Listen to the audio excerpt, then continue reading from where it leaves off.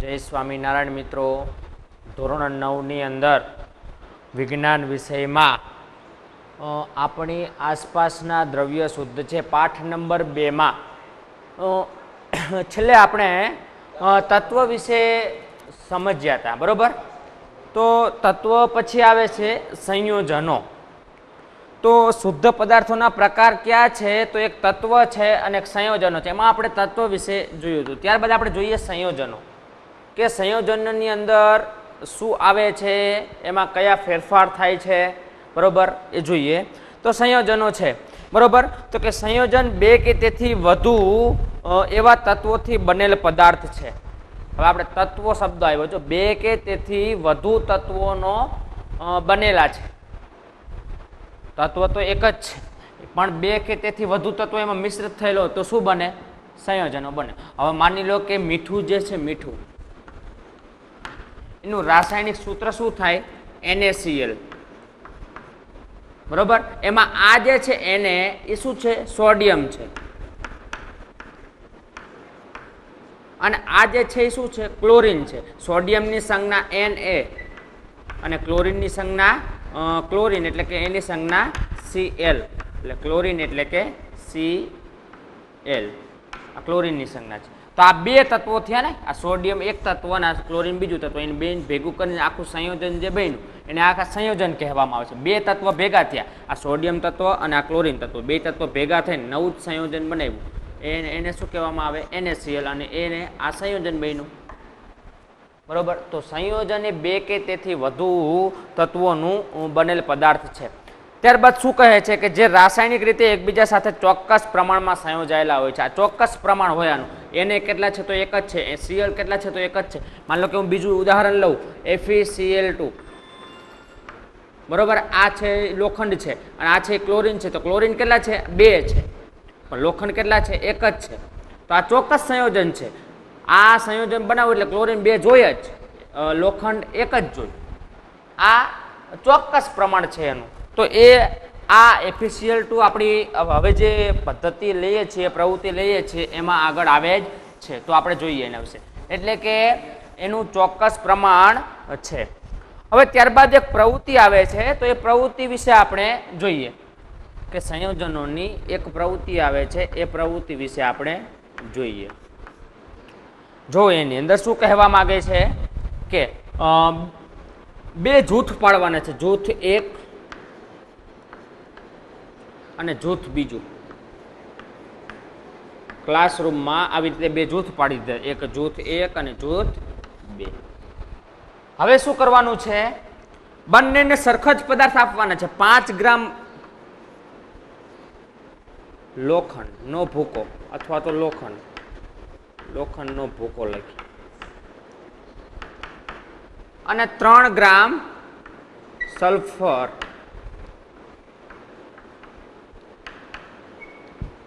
લોખંડને એની સંજ્ઞા છે Fe અને સલ્ફરની સંજ્ઞા છે S. આ જૂથ એકને 5 ગ્રામ લોખંડનો ભૂકો આપ્યો અને 3 ગ્રામ સલ્ફર આપ્યું. જૂથ બી ને પણ આ જ વસ્તુ આપવાની છે, 5 ગ્રામ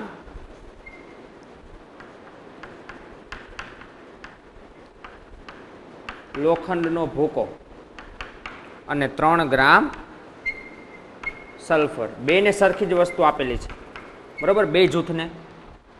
તો હવે શું કરવાનું છે? આ જૂથ એક જે છે, હવે આ બંનેનું મિશ્રણ કરીએ. મિશ્રણ કરીએ એટલે આ બેને ખાલી ભેગા કરવાના છે. હવે આ બેને ભેગા કરો એટલે લોખંડ અને સલ્ફરનું મિશ્ર બની જાય. એટલે ભેગા કરો એટલે લોખંડની સંજ્ઞા છે Fe અને આ સલ્ફરની સંજ્ઞા છે S.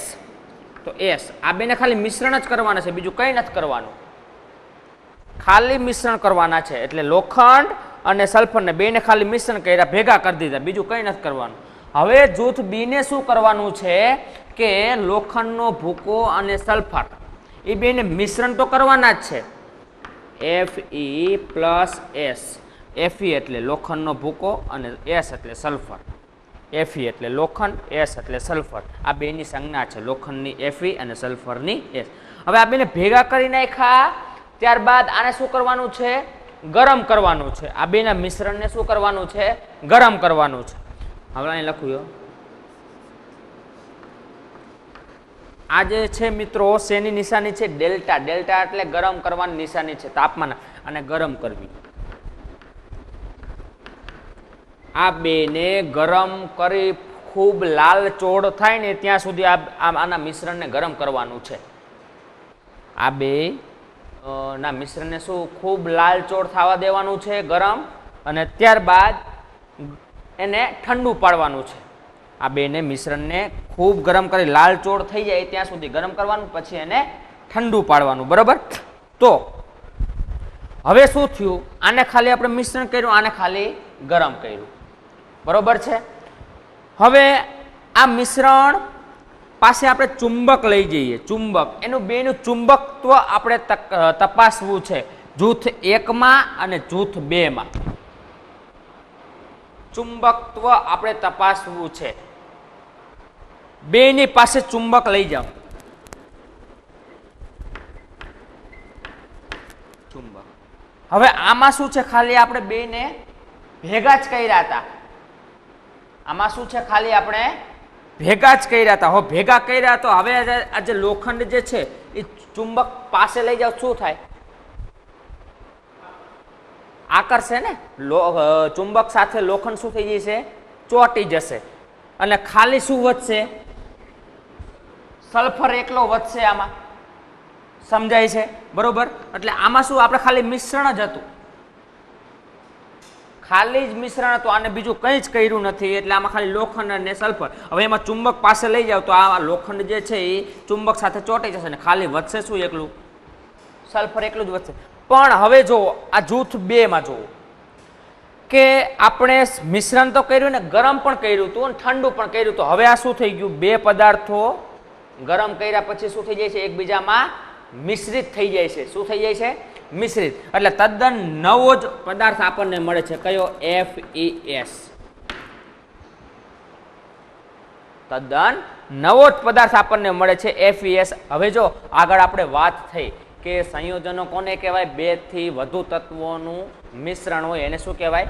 સંયોજન કહેવાય. તો આ 2 તત્વો છે જો, Fe અને સલ્ફર. Fe એટલે લોખંડ, S એટલે સલ્ફર, એ બેનું મિશ્રણ થઈને નવો જ પદાર્થ મળ્યો આપણને આર્યો. હવે આ નવો જ પદાર્થ જે મળ્યો છે, બરોબર, એ સંયોજન છે. સંયોજન થઈ ગયું ને, આ 2 પદાર્થો શું થઈ ગયા? એકબીજામાં મિશ્રિત થઈ ગયા. તો હવે આ મિશ્રિત થયેલો પદાર્થ જે છે એની પાસે ચુંબક લઈ જવાનું છે. આમાં પણ ચુંબક. જો એ પ્રક્રિયા કઈ રીતના થાય ને, પ્રક્રિયા દર્શાવેલ છે કે Fe અને +S ને બેન મિશ્રણ કર્યું, ત્યારબાદ એને ગરમ કરવું. એટલે આપણે ગરમ કર્યું, આ ગરમ કરવાની નિશાની છે. બરાબર. ગરમ કર્યું તો કયો પદાર્થ મેળવ્યો આપણને? FeS. આ બે શું થઈ ગયા? એકબીજામાં આંતર મિશ્રિત થઈ ગયા. FeS. કેમ? આપણે હમણાં જોયું NaCl હતા, Na અલગ અને Cl અલગ. આ બેન ભેગા કરી દો, પ્રક્રિયા રાસાયણિક પ્રક્રિયા કરી Na + Cl એટલે શું થઈ જાય? NaCl. આ બંને પદાર્થો ભેગા થઈ ગયા એટલે મીઠું બની જાય. તો એવી જ રીતે આ લોખંડ, આ સલ્ફર એટલે FeS. બરોબર. આયર્ન સલ્ફાઇડ બની ગયો. શું બની ગયો? Iron sulphide. આનું નામ છે આયર્ન સલ્ફાઇડ. આયર્ન એટલે લોખંડ, એને વિજ્ઞાનની ભાષામાં આયર્ન કહેવાય, આયર્ન. અને એની સંજ્ઞા શું થાય? Fe એટલે લોખંડ. આયર્ન એટલે લોખંડ, સલ્ફાઇડ એટલે સલ્ફર. બરોબર. આ રાસાયણિક એનું નામ છે આયર્ન સલ્ફાઇડ. તો હવે આયર્ન સલ્ફાઇડ જે આ સંયોજન આપણને મળેલું છે એની પાસે તમે ચુંબક લઈ જાઓ છો તો શું આકર્ષે? આકર્ષે ના. આ તદ્દન એના ગુણધર્મો જે છે એ તદ્દન ગુમાવી દીધા છે. તદ્દન નવા જ ગુણધર્મો વાળું સંયોજન આપણને મળેલું છે. હવે ખાલી લોખંડ હોત તો ચોંટી જાત. આ બે ખાલી જૂથ 1 માં આપણે જે જોયું છે, બરોબર, કે ખાલી લોખંડ અને સલ્ફરનું મિશ્રણ છે તો એમાં ખાલી ચુંબક હતું, એ ચોંટી ગયું. પણ હવે તો અહીંયા તદ્દન નવો જ પદાર્થ મળ્યો છે. હવે સંયોજનને અલગ કરી શકાતા નથી. હવે ખાલી લોખંડ કે Fe ને ચોંટશે નહીં. ખાલી લોખંડ આ ચુંબક સાથે ચોંટશે જ નહીં, કેમ કે આના નવા જ ગુણધર્મો અપનાવે છે.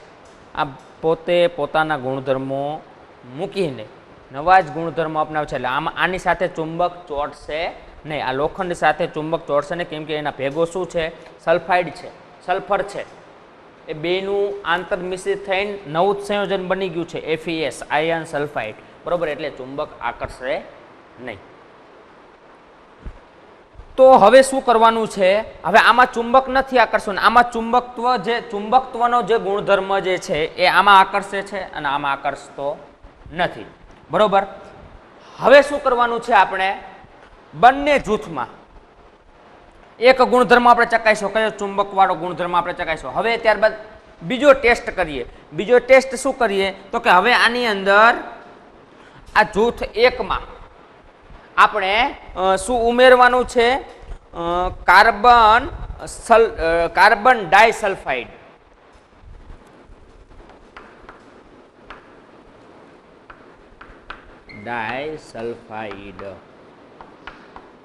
કાર્બન ડાયસલ્ફાઇડ એટલે CS2. આ સી એટલે કાર્બન, એસ એટલે સલ્ફર, ડાય એટલે 2. એ તમે આગલા ધોરણમાં જશો એટલે નામકરણ આવશે કે નામકરણ કોઈ પણ પદાર્થોના જે છે નામકરણ કેવી રીતે કરવું એ તમે 10મા ધોરણમાં ભણશો. અત્યારે ખાલી આટલું યાદ રાખવાનું છે, કાર્બન ડાયસલ્ફાઇડ એટલે CS2.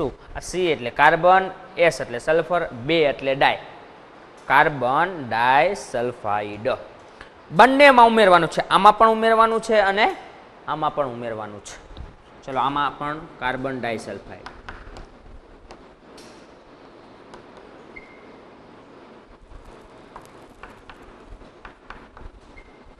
CS2 બંનેમાં આપણે શું કર્યું?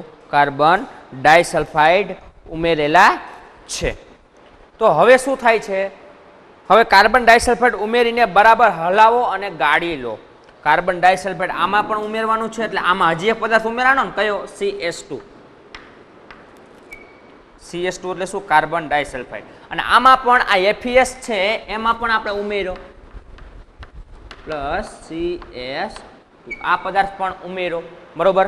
હવે આ બેયને શું કરવાના છે? બરાબર હલાવવાના છે અને ગાળી લેવાના છે, ગાળવાની છે. તો હવે શું થશે? આ ત્રણેય મિશ્રણને ગાળો.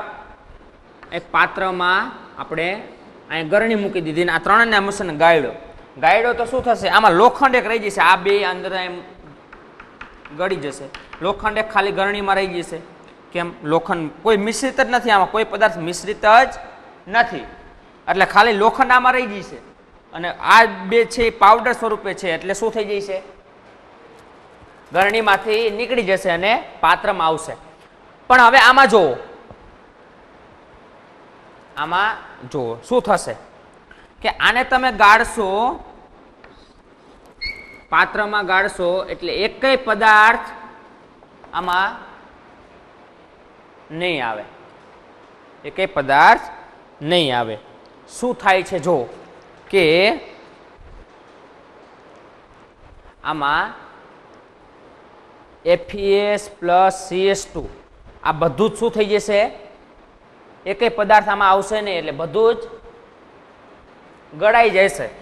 એટલે આખો પદાર્થ શું થઈ જશે? આમાં નીચે આવતો રહેશે. આમાં ખાલી લોખંડ રહેશે ઉપર? ના. કેમ? તો કે એ આખું સંયોજન છે. સંયોજનમાં આપણે CS2 ઉમેર્યો તો CS2 એટલે શું? Carbon disulphide. શું આ એકય પદાર્થ ગરણીમાં રહી જતો નથી, આખો પદાર્થ શું થાય છે? ગળી જાય છે. આખો પદાર્થ ગળીને આખા પાત્રમાં નીચે આવી જાય છે. બરોબર. આ એક પદ્ધતિ આપણે આ બીજો ટેસ્ટ કર્યો. બરોબર. કે આમાં ખાલી આ ત્રણનું ખાલી મિશ્રણ જ હતું, એને આપણે બીજું કંઈ કર્યું નથી, ખાલી મિશ્રણ જ કર્યું. હું ત્રણ અલગ અલગ પદાર્થ લઉં. હાલો, એક મીઠું લઉં, ત્યારબાદ થોડા કાંકરા લઉં, ત્યારબાદ કોઈ ચોખાના દાણા લઉં. આ ત્રણેયનું મિશ્રણ કરી નાખું તો આપણને અલગ મિશ્રણ ખાલી મિશ્રણ કરી લીધું તો આપણને કાંકરા અલગ દેખાય, મીઠું પણ અલગ દેખાય અને ચોખાનો દાણો પણ અલગ દેખાય. ખબર પડે છે ને મિત્રો? સમજાય છે? તો એવી જ રીતે આ મિશ્રણ છે એમાં ખાલી અહીંયા ઉપર લોખંડ રહી જશે ગરણીમાં, બાકી બધું નીચે પડી જશે ગરણીવાળા ગાડી એટલે. પણ આમાં એકય પદાર્થ ઉપર રહેશે નહીં. આ બંને પદાર્થ શું થઈ જશે? ગળીને ડાયરેક્ટ પાત્રમાં આવી જશે. ત્યારબાદ ત્રીજો ટેસ્ટ કરીએ આપણે. ત્રીજા ટેસ્ટમાં શું થાય છે કે આપણે એમાં એસિડ ઉમેરીએ, મંદ સલ્ફ્યુરિક એસિડ અથવા તો હાઇડ્રોક્લોરિક એસિડ. આપણે હાઇડ્રોક્લોરિક એસિડ ઉમેરીએ, મંદ હાઇડ્રોક્લોરિક એસિડ. મંદ હાઇડ્રોક્લોરિક એસિડ. હવે હાઇડ્રોક્લોરિક એસિડનું અણુસૂત્ર છે HCl. HCl એનું હાઇડ્રોક્લોરિક એસિડનું શું છે? HCl. બંનેમાં ઉમેરવાનો છે.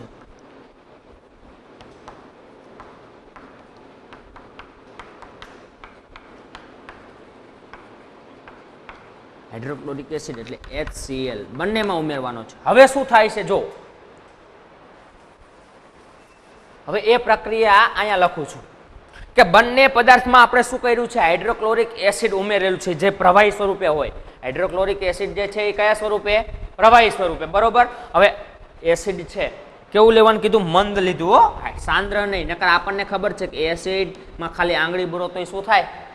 આપણે આંગળી બળી જાય. એટલે મંદ કીધું, સાંદ્ર નહીં. બહુ તેજ હોય ને એવું એસિડ નહીં, એવું એસિડ કે જેમાં આંગળી બળો ને તો કંઈ થાય નહીં એવું મંદ હાવ હાઇડ્રોક્લોરિક એસિડ લેવાનું છે. હવે એ હાઇડ્રોક્લોરિક એસિડ લો અને આમાં નાખો એટલે આમાં શું થાય? જો એક તો હવે આ નો આવે CS2, ખાલી આની જ પ્રક્રિયાની વાત કરેલી છે આપણે, આની જ.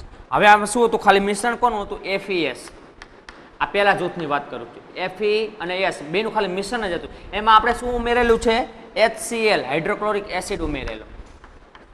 આ HCl ઉમેરેલો. તો પ્રક્રિયા થઈ, આ પ્રક્રિયા દર્શાવે છે. તીર જે શું છે એ પ્રક્રિયા થઈ શું દર્શાવે છે? તો હવે અહીંયા શું બનશે? FeCl2 બનશે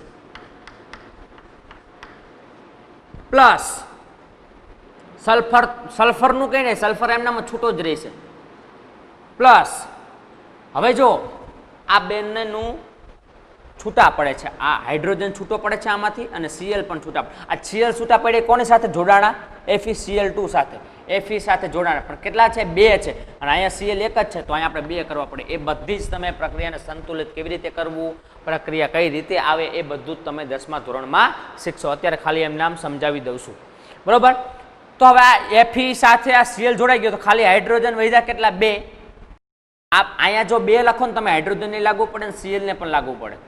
એટલે આ તરફ આપણે ચોપડીમાં સમજવાનું નથી પણ તમને વધારાનું આ સમજાવું છું. બરોબર. હવે આ Cl જે છે એ Fe સાથે જોડાઈ ગયા, સલ્ફર એમનામ રહેશે પ્લસ 2 હાઇડ્રોજન, ખાલી H વધશે એટલે H2 હાઇડ્રોજન વાયુ છૂટો પડ્યો. આ જૂથ 1 ની અંદર પ્રક્રિયા થઈ. કઈ? જૂથ 1. આ જૂથની 1 ની અંદર આપણે હાઇડ્રોક્લોરિક એસિડ ઉમેરેલો તો એમાં શું થયું? હાઇડ્રોજન વાયુ છૂટો પડ્યો. આ પ્રક્રિયા દરમિયાન હાઇડ્રોજન વાયુ, આ હાઇડ્રોજન વાયુ છે.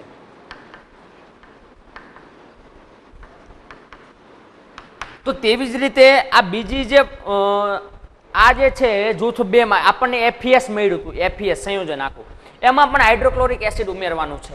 ચલો તો એ આ જૂથ 2 માટે પ્રક્રિયા લખવું. જૂથ 2 આ FeS છે બરોબર, એમાં આપણે શું ઉમેર્યું? HCl ઉમેર્યું. ચલો તો શું પ્રક્રિયા થાય છે? હવે આ જે આમાં જે FeCl2 બન્યું ને એવી જ રીતે આમાં પણ FeCl2 બને. તો આ Fe સાથે Cl એટલે FeCl2 બની જાય. ત્યારબાદ આ હાઇડ્રોજન અને આમાંથી સલ્ફાઇડ છૂટો પડ્યો, S છૂટો પડ્યો અને આમાંથી H છૂટો પડ્યો એટલે આ બે પાસે શું થાય? સંયોજાય એટલે શું બનાવે? Hydrogen sulphide. હાઇડ્રોજન સલ્ફાઇડ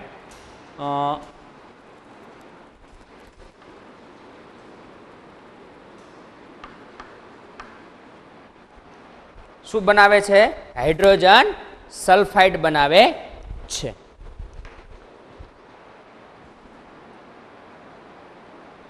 બરોબર.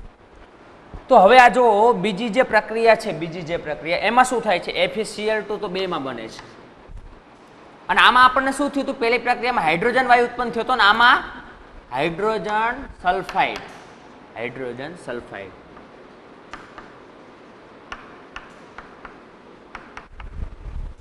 આમાં હાઇડ્રોજન સલ્ફાઇડ મળ્યો.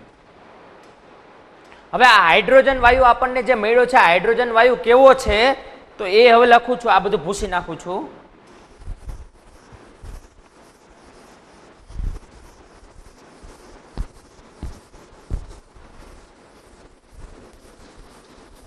હવે આજે મિત્રો હાઇડ્રોજન વાયુ જે છે, હાઇડ્રોજન વાયુ એ શું થાય? એના શું ગુણધર્મો ધરાવે? હાઇડ્રોજન વાયુ કેવો છે?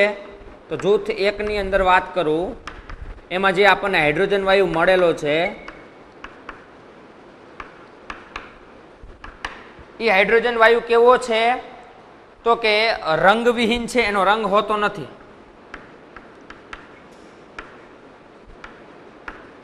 રંગવિહીન છે. ત્યારબાદ સ્વાદવિહીન, એને આપણે ચાખી ન શકીએ કે કેવો સ્વાદ હોય હાઇડ્રોજન, એટલે સ્વાદવિહીન, સ્વાદ વગરનો. ત્યારબાદ એ રંગવિહીન છે, સ્વાદવિહીન અને દહનશીલ વાયુ છે. કેવો વાયુ છે? દહનશીલ. હાઇડ્રોજન સળગે, હાઇડ્રોજન વાયુને સળગાવો ને એટલે સળગે, એટલે દહનશીલ કહેવાય.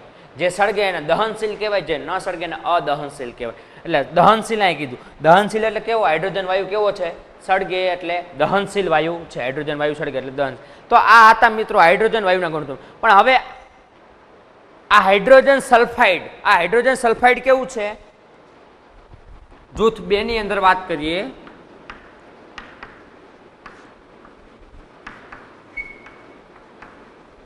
હાઇડ્રોજન સલ્ફાઇડ જે છે એ કેવું છે? બરોબર. તો એ પણ જે છે એ રંગવિહીન વાયુ છે, એનો પણ રંગ નથી. એ પણ રંગવિહીન છે. પ્લસ બીજું શું ધરાવે છે કે સડેલા ઈંડા જેવી વાસ ધરાવતો વાયુ છે. સડેલા ઈંડા.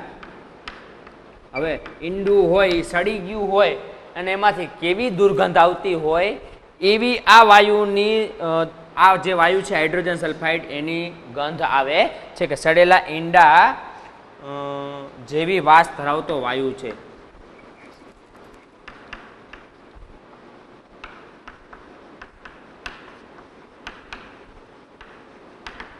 સડેલા ઈંડા જેવી વાસ ધરાવતો વાયુ છે. આની વાસ કેવી આવે છે? સડેલા ઈંડા જેવી આની વાસ આવે છે. કોની? Hydrogen sulphide. આ હાઇડ્રોજન સલ્ફાઇડની. તો આ હતા મિત્રો ગુણધર્મો.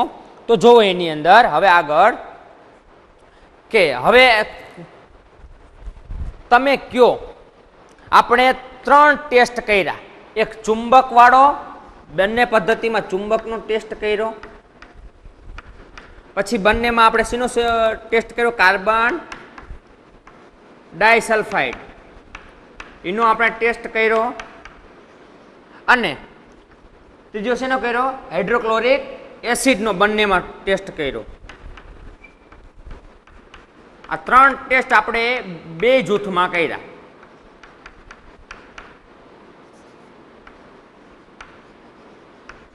આ 3 ટેસ્ટ આપણે 2 જૂથમાં કર્યા. તો હવે જો ચુંબકનો ગુણધર્મ પહેલામાં ધરાવતો હતો, જૂથ 1 માં ધરાવે, પણ જૂથ 2 માં ધરાવતો નહોતો. બરોબર. ત્યારબાદ કાર્બન ડાયસલ્ફાઇડમાં આપણે એ મિશ્રણને અલગ કરી શકતા હતા. ઓલો ખાલી શું થતો હતો? લોખંડ એક ગરણીમાં ગાળ્યા હતા આપણે, તો ખાલી લોખંડ અલગ મળતો હતો, અને જૂથ બી માં એકેય પદાર્થ અલગ મળતો નહોતો.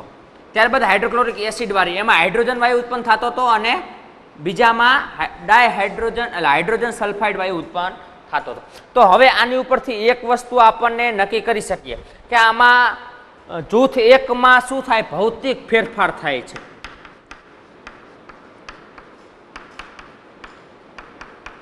અને આમાં રાસાયણિક ફેરફાર થાય છે. કઈ રીતે ખબર પડે? આ ટેસ્ટ ઉપરથી ખબર પડે. લોખંડનો ગુણધર્મ શું? ચુંબક સાથે ચોંટી જાય. લોખંડ હોય ચુંબક સાથે ચોંટી જાય. બરોબર. તો આમાં જૂથ 1 માં આપણે લોખંડ હતું પ્લસ આ બેનું ખાલી મિશ્રણ જ લીધું હતું. તો આ ચુંબક મિશ્રણ કર્યા પછી આ લોખંડ એ ચોંટી જતું હતું. ચોંટી જતું હતું ને લોખંડ. આ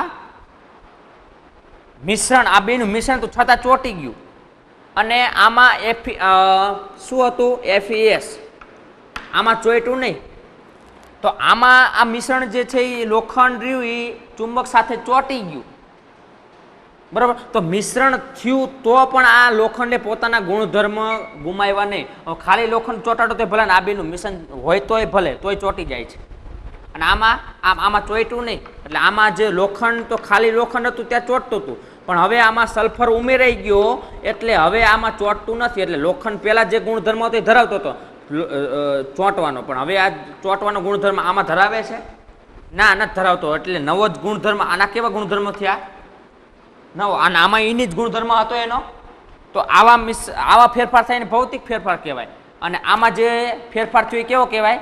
રાસાયણિક ફેરફાર થયો. ખબર પડે છે મિત્રો? એટલે આ જે જૂથ 1 માં ભૌતિક ફેરફાર થાય છે, ખાસ યાદ રાખજો, અને જૂથ 2 માં રાસાયણિક ફેરફાર થાય છે. હવે આગળ એના વિશે ચર્ચા કરીએ કે જૂથ 1 ને પ્રાપ્ત થતું મિશ્રણ બે પદાર્થોનું મિશ્રણ છે. આપેલ પદાર્થો લોખંડ અને સલ્ફર છે. બરોબર? કે જૂથ 1 ને પ્રાપ્ત થતું ખાલી મિશ્રણ છે ને, મિશ્રણમાં કયા બે પદાર્થો હતા? જૂથ 1 માટે લોખંડ અને ખાલી સલ્ફર, એ ખાલી મિશ્ર જ કરેલા હતા, એનું આપણે બીજું કંઈ કર્યું નહોતું. ત્યારબાદ બીજો મુદ્દો કે મિશ્રણના ગુણધર્મો એ તેમાં રહેલા ઘટક તત્વોના ગુણધર્મોને મળતા આવે છે. કે ખાલી આમાં મિશ્રણ કર્યું હતું તો પણ પહેલા જે હતું એ જ ગુણધર્મ ધરાવે છે, મિશ્રણ કર્યા પછી પણ એ જ ગુણધર્મ ધરાવે છે, અને મિશ્રણ કર્યા પહેલા પણ એ જ ગુણધર્મ ધરાવે છે. એટલે ઘટક તત્વોના ગુણધર્મો મળતા આવે છે. જ્યારે જૂથ 2 માં ત્રીજો મુદ્દો એવો કહે છે કે જૂથ 2 માં પ્રાપ્ત થયેલ મિશ્રણ સંયોજન છે. પ્રાપ્ત થયેલ મિશ્રણ આપણને આવું મળ્યું હતું FeS. બરોબર? આ મળ્યું હતું FeS. તો એ શું છે? સંયોજન. બે પદાર્થને આંતરમિશ્રિત થઈ જવાની ઘટનાને શું કહે છે? સંયોજન કહે છે. આ શું બન્યું? સંયોજન બન્યું. એટલે જે સંયોજન જે છે એ સંયોજન છે.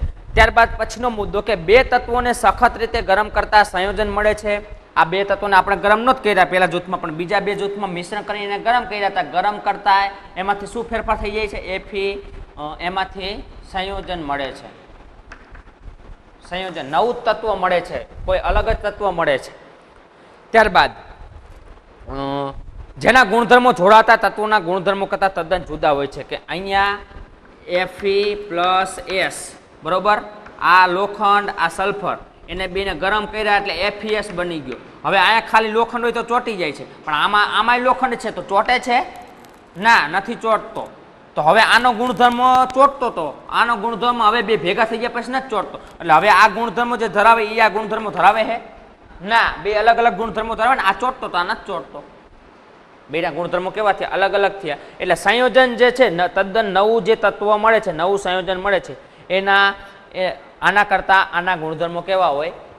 તદ્દન અલગ ગુણધર્મો, તદ્દન જુદા હોય છે. ત્યારબાદ પછીનો મુદ્દો આવે છે કે સંયોજનનું બંધારણ સમગ્ર રીતે એક સરખું હોય છે. આપણે જોયું કે સંયોજનની બનાવટમાં ને રંગ પણ બધે એક સરખા જ હોય છે. કે આ સંયોજન જે બન્યું આપણે એનો બધી જગ્યાએ રંગ કેવો હોય છે? સરખા જ છે.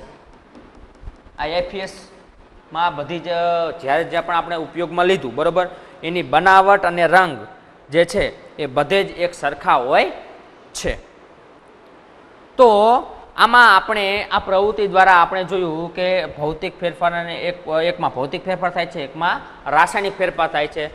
તત્વો અને સંયોજન કઈ રીતે અલગ પડે છે એ આપણે આ પ્રવૃત્તિમાં જોયું. તો હવે આપણે મિશ્રણ અને સંયોજન, આ મિશ્રણ હતું, આ બે મિશ્રણ હતું ખાલી લોખંડનું અને સલ્ફરનું, અને આ શું હતું? આખું સંયોજન બની ગયું હતું FeS. આ બે ભેગા થઈ ગયા હતા FeS. આ સંયોજન હતું ને આ મિશ્રણ હતું. તો મિશ્રણના કયા મુદ્દાઓ જોવા મળે છે અને સંયોજનના કયા મુદ્દાઓ જોવા મળે છે એના વિશે આપણે ચર્ચા કરીએ. એ બેનો તફાવત આપણને ટેક્સ્ટ બુકમાં આપેલો છે, બરોબર? મિશ્રણ અને સંયોજન, એ બેનો તફાવત આપણને ટેક્સ્ટ બુકમાં આપેલો જ છે.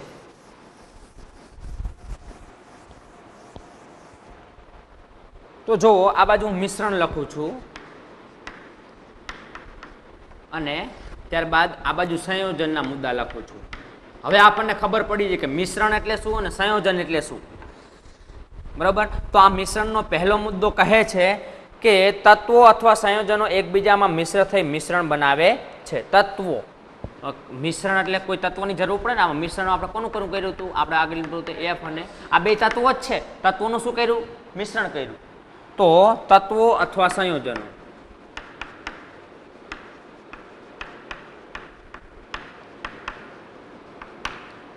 એકબીજા સાથે મિશ્ર થઈ મિશ્ર બનાવે છે. એકબીજા સાથે મિશ્ર થઈ મિશ્રણ બનાવે છે.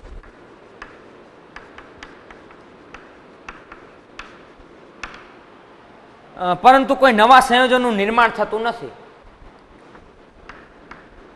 પરંતુ કોઈ નવા સંયોજનનું નિર્માણ થતું નથી.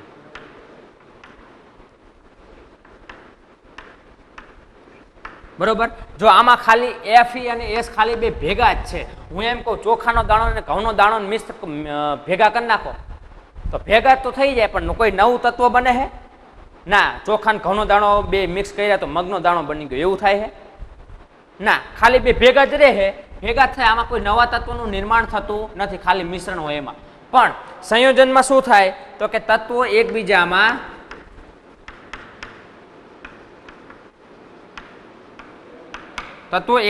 પ્રક્રિયાથી એકબીજા સાથેની પ્રક્રિયાથી નવા સંયોજનો બને છે. આપણે જોયું.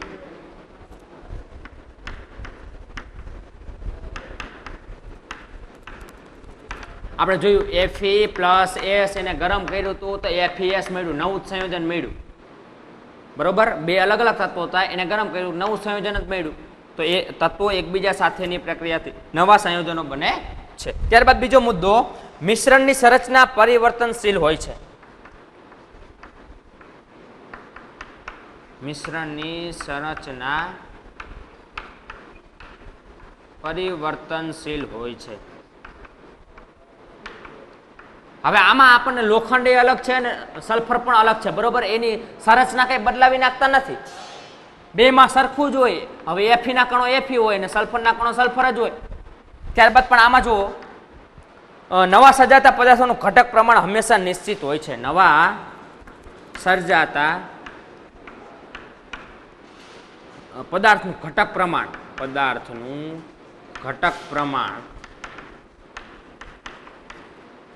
હંમેશા નિશ્ચિત જ હોય.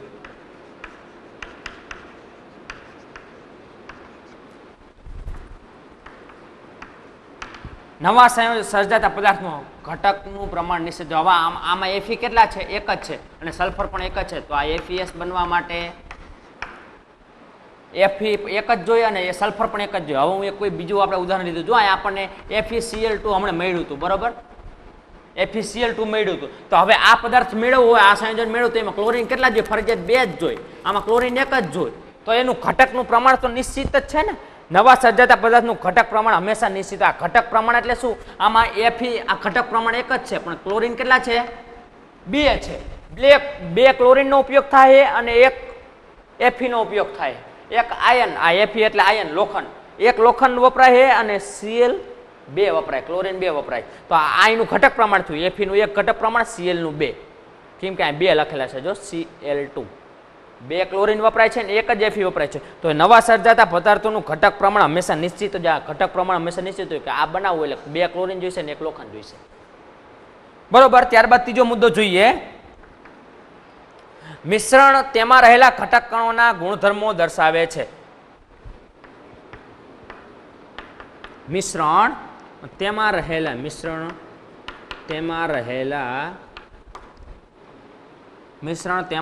ઘટક કણો ના ગુણધર્મો દર્શાવે છે.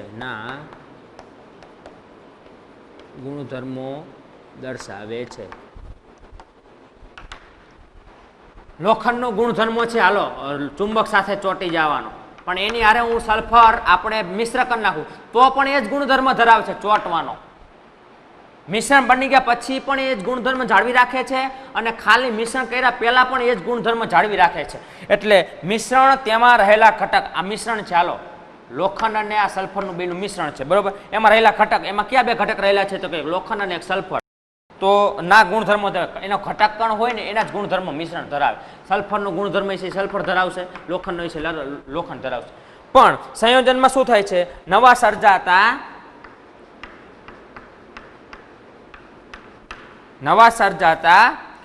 પદાર્થના ગુણધર્મો મૂળ પદાર્થના ગુણધર્મોથી સંપૂર્ણ રીતે અલગ હોય છે. નવા સર્જાતા પદાર્થના ગુણધર્મો મૂળ પદાર્થના ગુણધર્મોથી સંપૂર્ણ રીતે કેવા અલગ હોય છે.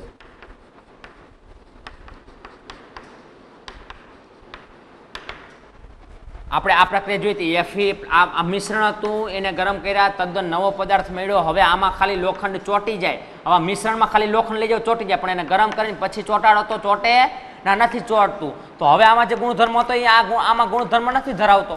તો શું કીધું? નવા સર્જાતા પદાર્થના ગુણધર્મો મૂળ પદાર્થ, નવો જે પદાર્થ બન્યો એના મૂળ ઘટક ક્યાં હતા? FeS. આ જે ગુણધર્મ ધરાવે એ આ ગુણધર્મ ધરાવતા નથી, તદ્દન નવા જ ગુણધર્મો આના ધરાવતા હોય. બરોબર છે. ત્યારબાદ છેલ્લો મુદ્દો, આનો છેલ્લો મુદ્દો શું કહે છે કે તેના ઘટકોને ભૌતિક પદ્ધતિઓ દ્વારા સરળતાથી અલગ કરી શકાય છે. તેના ઘટકોને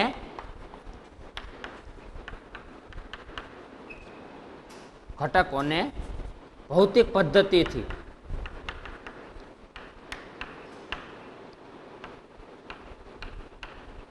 તેના ઘટકોને ભૌતિક પદ્ધતિઓ દ્વારા સરળતાથી અલગ કરી શકાય છે.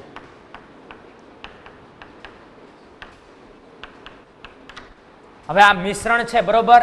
Fe અને ખાલી મિશ્રણ જ છે. તો મિશ્રણને આ લોખંડ અને સલ્ફરનું ખાલી મિશ્રણ છે, અને બીજું આપણે કંઈ નહોતું કર્યું. તો આમાંથી લોખંડને અલગ પાડવો તે પાડી શકાય, ને સલ્ફરને અલગ પાડવો હોય તો પણ પાડી શકાય. તો આમાં જુઓ તો ત્યારબાદ સંયોજનમાં શું કહે છે કે તેના ઘટકોને માત્ર રાસાયણિક અથવા વીજભારિક પ્રક્રિયા દ્વારા જ અલગ કરી શકાય છે. તેના ઘટકોને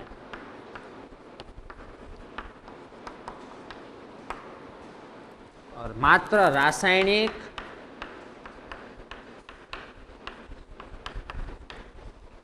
અથવા તો વીજ રાસાયણિક પ્રક્રિયા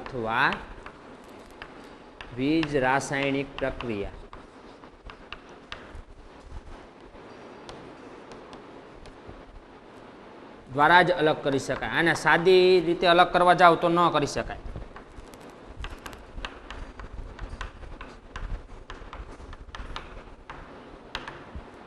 હવે આ FeS છે, બરોબર. આપણને આ બેનું મિશ્રણ થઈને એને ગરમ કર્યું, પ્રક્રિયા થઈને FeS બન્યું, બરોબર. આયર્ન સલ્ફાઇડ બન્યો FeS. તો હવે આમાંથી મારે અલગ કરવો હોય તો આયર્નને અલગ કરવો કરી શકાય ના. આમાંથી આયર્નને અલગ કરવો કેવી રીતે મારે કરી શકાય? ન કરી શકાય. પણ અલગ કરવા માટે તેમાં શું માત્ર રાસાયણિક અથવા વીજ રાસાયણિક પ્રક્રિયા, એની કેટલીક રાસાયણિક પ્રક્રિયા આવતી હોય કે આમાં બીજું શું ઉમેરો તો તમને ખાલી લોખંડ મળે, પાછું એમાં બીજું શું ઉમેરો તો તમને ખાલી સલ્ફર મળે. તો એવી વીજ રાસાયણિક પ્રક્રિયા દ્વારા એને અલગ કરી શકાય છે. તો ત્યારબાદ આ પાઠનો છેલ્લો મુદ્દો, પછી આ પાઠ પૂરો થાય છે. છેલ્લો મુદ્દો તો એ જોઈએ અને આપણો આ પાઠ પૂરો કરીએ.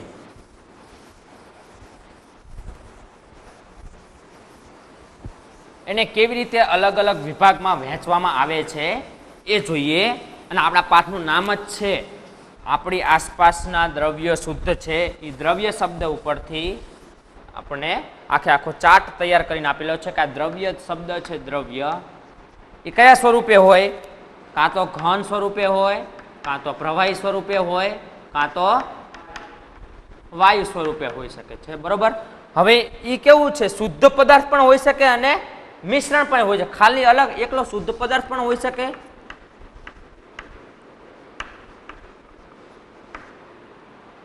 અને કાં તો શું હોઈ શકે? મિશ્રણમાં હોઈ શકે દ્રવ્ય, કાં તો એનું મિશ્રણ હોઈ શકે.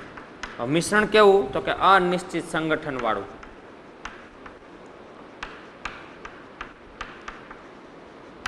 બરોબર છે? સંગઠન.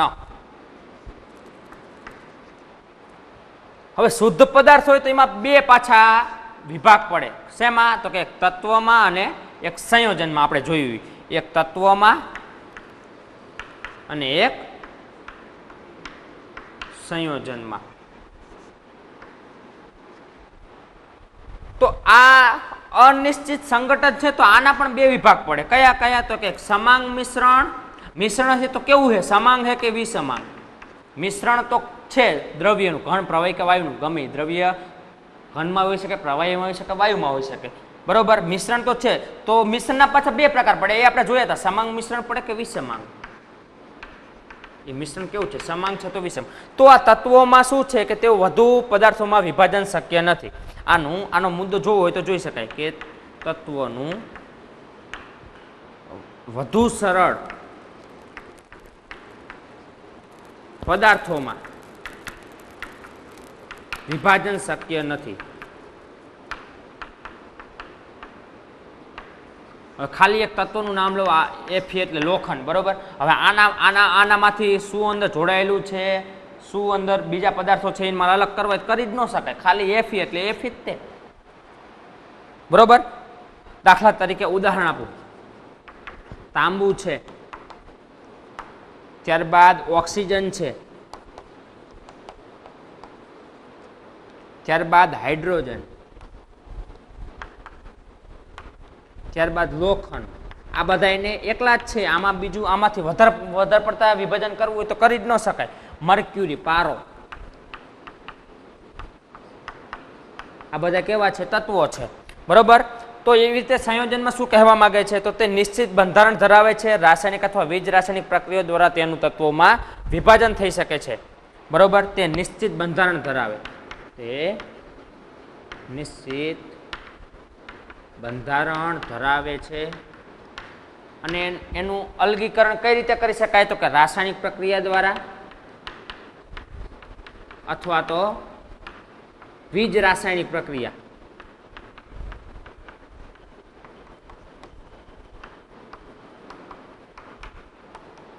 પ્રક્રિયા દ્વારા અલગ કરી શકાય. તો એનું ઉદાહરણ છે પાણી.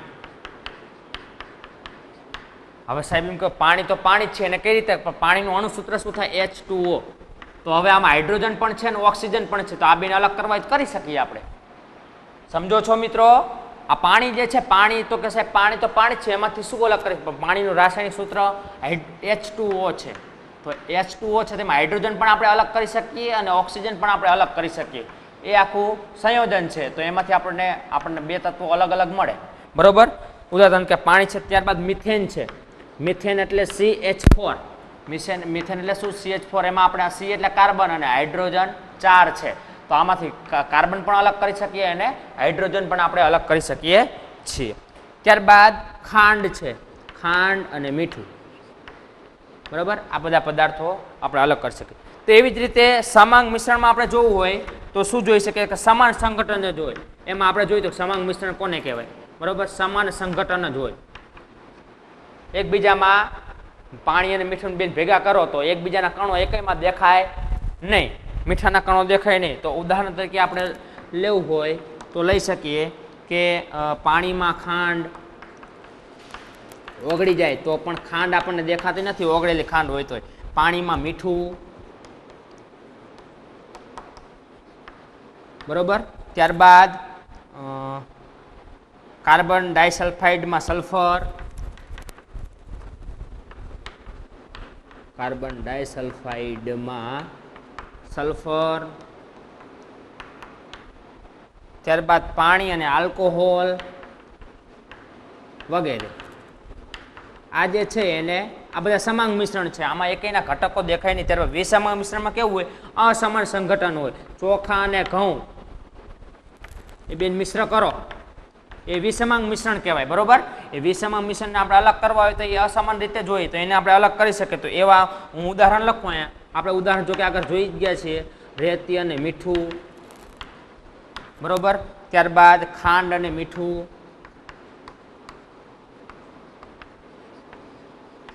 ત્યારબાદ પાણીમાં તેલ. આ બધા છે એ વિષમાંગના ઉદાહરણ છે.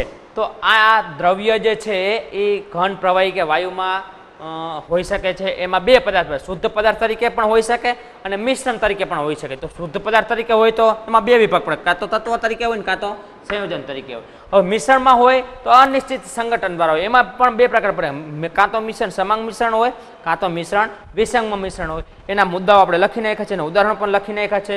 તો અહીંયા આપણો આ જે બીજો પાઠ જે છે, આપણી આસપાસના દ્રવ્ય શુદ્ધ છે, એ આપણે અહીંયા પૂરો કરીએ છીએ અને ત્યારબાદ હવે પાંચમો પાઠ જે છે આપણો સજીવનો પાયાનો એકમ, જે આપણી એકમ કસોટીમાં પૂછાવાનો છે, એના વિશે આપણે હવે એ પાઠ આપણે ચાલુ કરશું. અસ્તુ. જય સ્વામિનારાયણ.